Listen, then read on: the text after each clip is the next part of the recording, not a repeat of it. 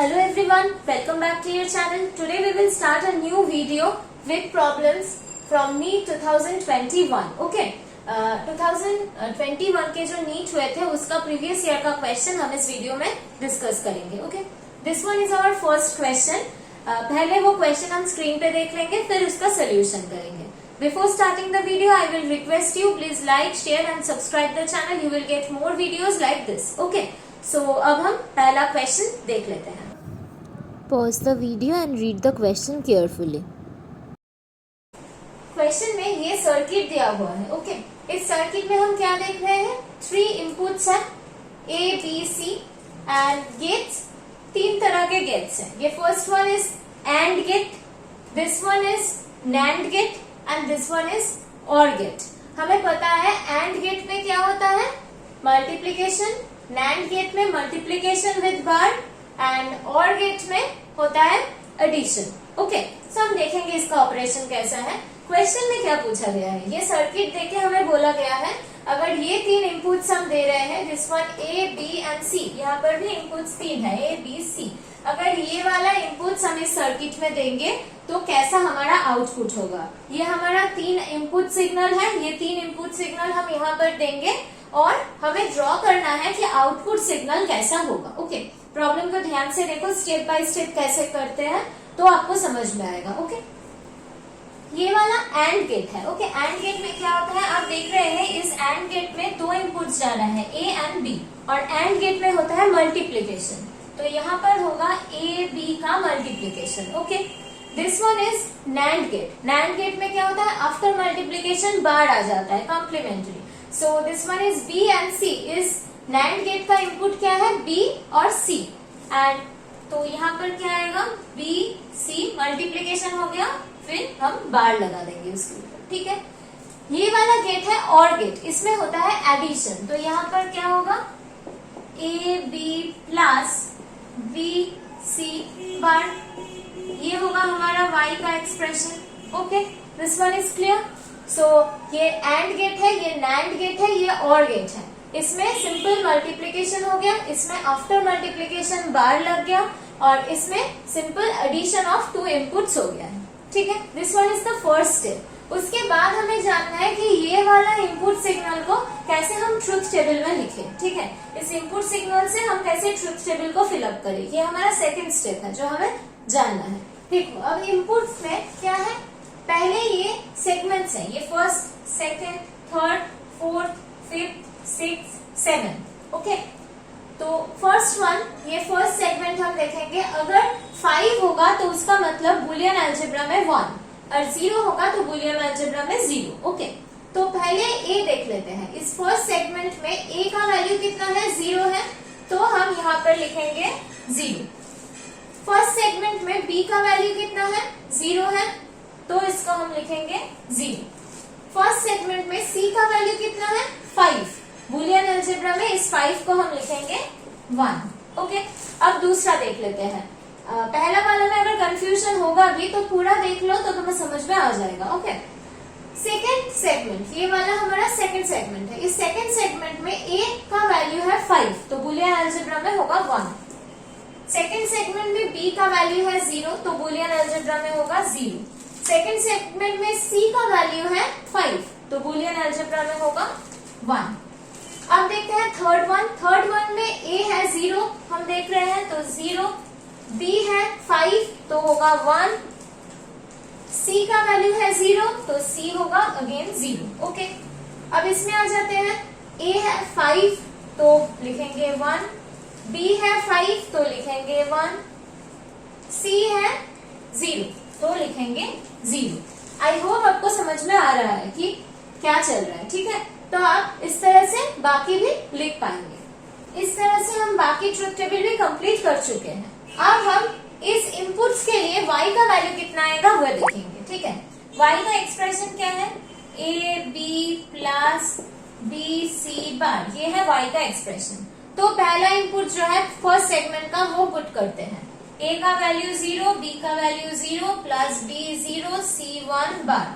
0 into 0 that will be 0. 0 into 1 that will be again 0.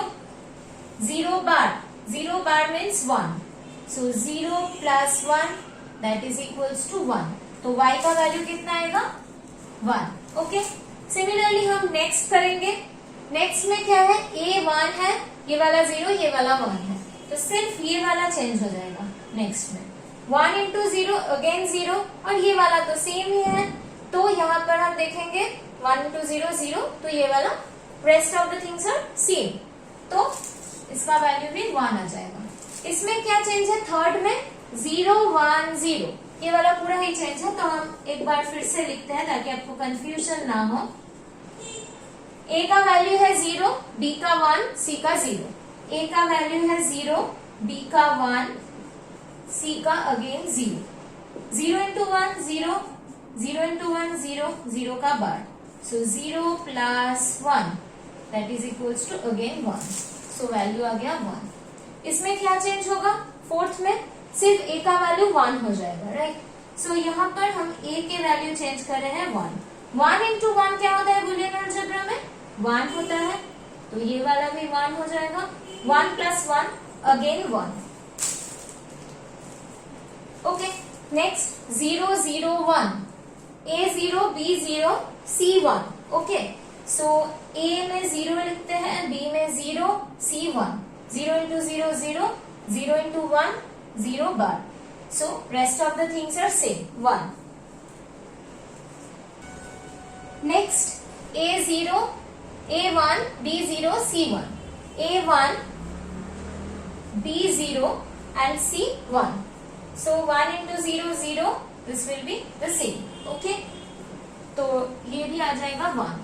Last one 0 0 1, a भी 0 है, b भी 0 है, सिर्फ c 1 है, तो 0 into 0 again 0. Rest of the calculation will be same. So ये भी आएगा 1. तो आपको समझ में आ गया कि इस डेटा से हम कैसे ट्रूथ टेबल बनाते हैं और फिर ट्रूथ टेबल से कैसे हम आउटपुट निकालते हैं. हो गया. अब हमें आउटपुट मिल गया, लेकिन हम आउटपुट को इस फॉर्म में नहीं रख सकते. हमें आउटपुट को फिर इस फॉर्म में लाना है, क्योंकि हमने क्वेश्चन में दिखाया था कि ऑप्शंस इस फॉर्म में है, कैसे आउटपुट होगा, राइट. तो अभी हमें आउटपुट का जो ड्राइंग है वो करना है like this input signals. Okay. तो देखते हैं आउटपुट कैसा होगा. देखो ये जो 7 सेगमेंट्स है जिसमें ये इनपुट सिग्नल डिवाइडेड है, वो सातों सेगमेंट में आउटपुट का वैल्यू 1 है. आउटपुट का वैल्यू बुलियन अलजेब्रा में 1 है, मतलब अगर हम इस सर्किट में ड्रॉ करेंगे तो वैल्यू होगा 5, राइट. सो हम अभी आउटपुट ड्रॉ करते हैं. ये जो सेम डिविजन था सेगमेंट का, वो सिमिलरली हम एक्सटेंड कर रहे हैं जस्ट. सो फर्स्ट सेगमेंट में आउटपुट 1 है, 5, ये वाला 0. सेकंड में भी आउटपुट 1 है, थर्ड में 1, सारे सेगमेंट में आउटपुट 1 है. तो this will be the output signal along the 5. Okay. So ये वाला ऑप्शन हमारा राइट ऑप्शन होगा. ओके. आई होप ये प्रॉब्लम तुम्हें समझ में आ गया है. अगर जस्ट देख के समझ में ना आ रहा हो तो अपने कॉपी में नोट करो और फिर वीडियो को वापस जाके देखो, तो तुमको सब कुछ समझ में आ जाएगा. ओके. इस डिजिटल पार्ट से एक ना एक क्वेश्चन तुम्हें नीट में मिलता ही रहता है, तो इस पोर्शन को अच्छे से समझ लो. अब हम नेक्स्ट प्रॉब्लम में जाते हैं. पहले नेक्स्ट प्रॉब्लम स्क्रीन पे देख लो, फिर हम उसका सोल्यूशन करेंगे. This is our second problem. Pause the video and read the question. In this problem, the circuit is given, okay, and it is asked we have to calculate the ratio I3 by I1. ये circuit दिया हुआ है और हमें I3 और I1 का ratio निकालना है. ठीक है. तो इस सर्किट में हम देख रहे हैं कि I1 करंट पहले एंटर कर रहा है, फिर वो 2 पार्ट में डिवाइड हो रहा है. I1 2 पार्ट में डिवाइड हो रहा है, I2 I3, एंड फिर जाके एक साथ मीट कर रहा है. ओके. यहाँ से हम बता सकते हैं कि ये R2 और R3 जो रेजिस्टेंस है, they are parallel to each other. Okay. ये R3 एंड R2, ये 2 रेजिस्टेंस एक दूसरे से पैरेलल कॉम्बिनेशन में है. तो हमें एक चीज जानना जरूरी है कि 2 रेजिस्टेंस अगर पैरेलल में होता है तो उन दोनों के अक्रॉस जो पोटेंशियल ड्रॉप होते हैं वो इक्वल होते हैं. सपोज ये R1 है, ये R2 है, तो इसके अक्रॉस पोटेंशियल ड्रॉप V1, इसके across potential drop V2. These 2 values will be equal. Okay. अगर दो रेजिस्टेंस पैरेलल कॉम्बिनेशन में है तो उन दोनों के अक्रॉस जो पोटेंशियल ड्रॉप होगा वो इक्वल होगा, ये हमें पता रखना है। और हम यहाँ पर देख रहे हैं कि I1 करंट जाते जाते दो हिस्सों में डिवाइड हो गया, तो इससे हम बता सकते हैं कि I2 प्लस I3 करने से हमें वापस I1 मिलेगा, बिकॉज I1 ही डिवाइड होकर I2 एंड I3 दिए हुए हैं। तो ये हमारा पहला इक्वेशन है। और हमारा दूसरा इक्वेशन है कि voltage drop across the resistance R2 and voltage drop across the resistance R3 are equal because they are in parallel combination. So यहाँ से हम लिख सकते हैं V2 is equals to V3. From Ohm's law हमें पता है potential drop is equals to current into resistance. ये होता है इक्वेशन, right? So V2 क्या होगा? Current I2 resistance R2. So this will be I2 R2 equals to V3 क्या होगा? Current I3 resistance R3. So this equals to I3 R3. Okay? ये हमारा पहला इक्वेशन है, ये हमारा दूसरा इक्वेशन है, राइट? हमें क्या निकालना है? I3 by I1. I3 है ये और I1 है ये, इन दोनों का रेशियो निकालना है। ओके, तो हम फर्स्ट क्या करेंगे, यहाँ पर I2 लिखा हुआ है, इस I2 को रिप्लेस कर देंगे। यहाँ से हम लिख सकते हैं कि I2 is equals to I1 minus I3। ठीक है, इस इक्वेशन से हम लिख सकते हैं कि I2 is equals to I1 minus I3। So इस I2 के जगह हम लिखेंगे I1 माइनस I3 और रेस्ट ऑफ द इक्वेशन जैसा है वैसा लिख रहे हैं। ओके, अब यहाँ से हम जस्ट मल्टीप्लीकेशन कर रहे हैं। I1 R2 minus I3 R2 is equals to I3 R3। जो दो टर्म में I3 है उसको एक साइड में ले रहे हैं, तो हमें क्या मिलेगा? I1 R2 is equals to I3 R3 plus I3 R2, ये मिल रहा है। तो यहाँ से हम I3 कॉमन ले सकते हैं, तो हमें मिलेगा R2 प्लस R3, राइट? सो यहाँ से हम लिख सकते हैं कि I1 R2 is equals to I3 R2 plus R3 हमें निकालने के लिए बोला गया है I3 by I1। सो यहाँ पर हम लिखेंगे I3 by I1, I3 के साथ I3 ऊपर है तो नीचे आ जाएगा R2 plus R3, यहाँ पर R2। इस इक्वेशन से जस्ट I1 को नीचे लेकर गए और इसको इस तरफ लेकर आए, तो हमें मिला I3 by I1 equals to R2 divided by R2 plus R3। So हमारा आंसर क्या निकला? I3 by I1 is equals to R2 divided by R2 plus R3। This is our answer. I hope तुम्हें ये solution समझ में आया होगा। बहुत सिंपल सोल्यूशन है। इसको सॉल्व करने के लिए हमें दो चीज पता रखनी है। एक चीज होता है कि अगर दो रेजिस्टेंस पैरेलल कॉम्बिनेशन में है तो उन दोनों के अक्रॉस पोटेंशियल ड्रॉप सेम होते हैं, और अगर दो रेजिस्टेंस सीरीज कॉम्बिनेशन में है तो उन दोनों के अलॉन्ग करंट सेम होते हैं। अगर ये दो रेजिस्टेंस सीरीज में है तो इसके थ्रू जो करंट जा रहा है वो सेम होगा।